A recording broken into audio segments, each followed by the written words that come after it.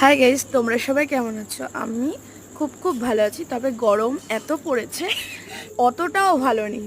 ভীষণ গরম, গা হাত পা জ্বলছে, মুখ জ্বলছে গরমে। ঘরেই থাকছি, এখন ঘরেই রয়েছি।